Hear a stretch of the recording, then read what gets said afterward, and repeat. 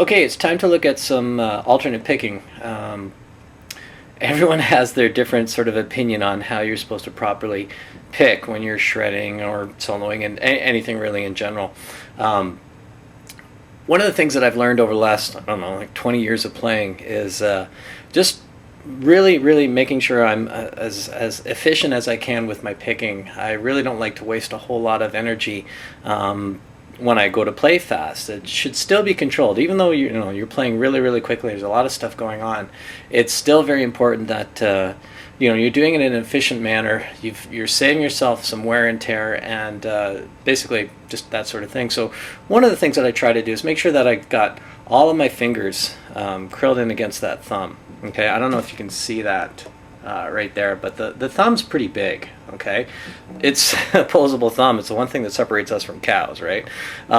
Anyways, the muscle on the thumb here, it's huge. Okay, it's got to work against all four fingers. It's how we hold on to things. It's how we grip things. So I've never been a big fan of just using like one finger against the thumb. When you go to put your pick up against one finger, what's going to happen is if you're playing with any level of intensity, that thumb is going to come down really hard on that first finger, okay? And it's going to make your finger kind of pivot at the joint like that, okay? Most fingers aren't made to do that, okay? They're supposed to go up and down, but they're not really supposed to pivot. There's no ball socket there.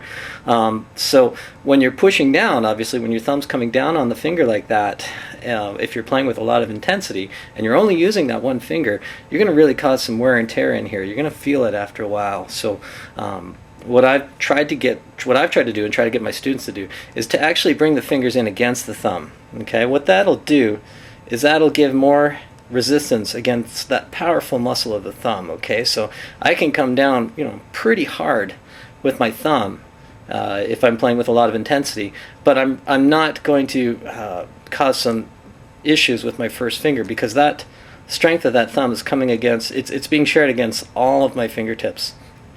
And so that's going to help to alleviate some of the wear and tear on this poor little first finger. So that's one of the first things that I try to do is with my students is just to get them to bring all the fingers in against the thumb. Now you don't want to play like this, or every hand is going to be different, so there's going to be some slight adjustments. But the whole idea here is just to not hurt this poor finger. Okay. Now when I go to hold the pick, less is more. All right, I'm not really using a whole lot of pick. I don't have a lot sticking out. It's really hard to control when you're playing quickly. So if you choke in on the pick a little bit and you bring your fingers in, you're just as strong as anyone who's playing with a lot of pick and they're playing really loosely. So we're going to bring that pick in a bit, well, quite a bit actually, and we're just going to let it stick out the side. Optimize how much energy you're going to need to come across any one string. Okay, so we're holding that pick this way. We've got just a little bit sticking out. All right, and we've got the fingers against the thumb, helping to alleviate some of the stress that we're going to put down when we come down hard on that pick and on that first finger. All right. Now I've got a 7-string, so please just ignore this top guy. I'll get a 6-string sometime down the road when I get a little bit more money. We want to have a point of stability, sort of like a pivot point when we're alternate picking. It's very hard to have a reference point or to pivot from somewhere when your wrist is kind of up in the air. And now what a lot of people have done is they've actually taken fingers and made that their reference point, and they're kind of picking like that, or they'll curl a finger in, or they'll do something like that with their thumb.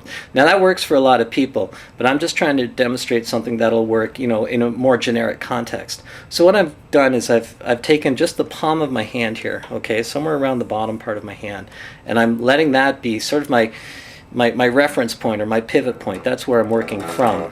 All right, and so that's how I'm going to be alternating. I'm just going to place that pivot point right there, and I'm just alternating from there. Now if you see, all the movement starts on my pivot point, and I'm just moving in very small movements, and I don't have to do a lot of big movement because my pick isn't that big, but my pick is still strong because I've got all those fingers up against it. Okay, so I'm just doing that.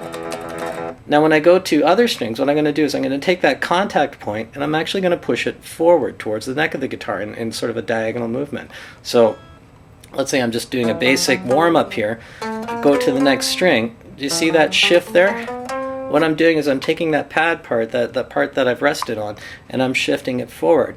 Now what that's going to do is it's going to help in a couple of issues. One of the issues is when I'm moving up, I'm literally sitting on the strings behind that aren't being played. So if you've ever tried to do a solo and you've got like open strings ringing out like crazy, that's not a good thing.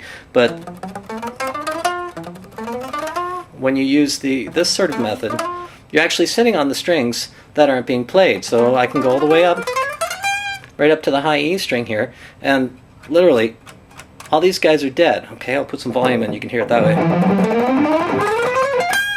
Okay, no open strings noise whatsoever because I'm sitting on those strings. So it's very efficient in a way that you're not having to compensate for open string noise or play one string in a particular different way.